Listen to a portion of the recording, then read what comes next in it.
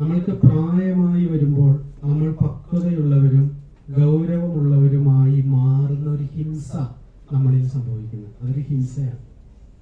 പക്വത എന്ന് പറയുന്നത്, നമ്മൾ ഒരാൾ പക്വതയുള്ള ആളാവുക എന്ന് പറഞ്ഞാൽ ഗൗരവമുള്ള ആളാവാനാണ് നമ്മൾ വിചാരിച്ചിട്ടുള്ളത്.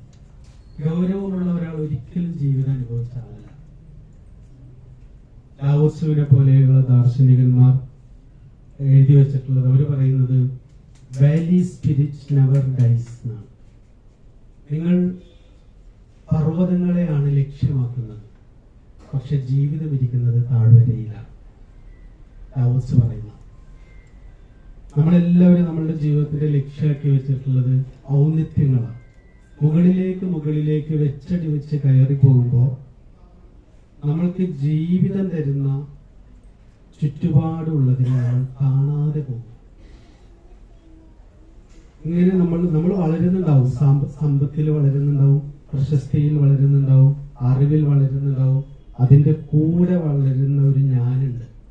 അത് വളരുന്ന ഞാനല്ല, വരളുന്ന ഞാനാണ്. എല്ലാ മേഖലയിലും നമ്മൾ മുകളിലേക്ക് വളരുമ്പോൾ നമ്മുടെ ഉള്ളിലിരുന്ന് വരളുന്ന ഒരു ഞാനുണ്ട്. അതിനെ നമ്മൾ കാണാറില്ല. ആ ഞാനിന് ലൈഫ് ഫീൽ ചെയ്യണമെങ്കിൽ ആരെങ്കിലുമൊക്കെ തന്നെ മാനിച്ചുകൊണ്ടിരിക്കണം. ഞാൻ ഹിമാലയത്തിൽ പോയ സമയത്ത്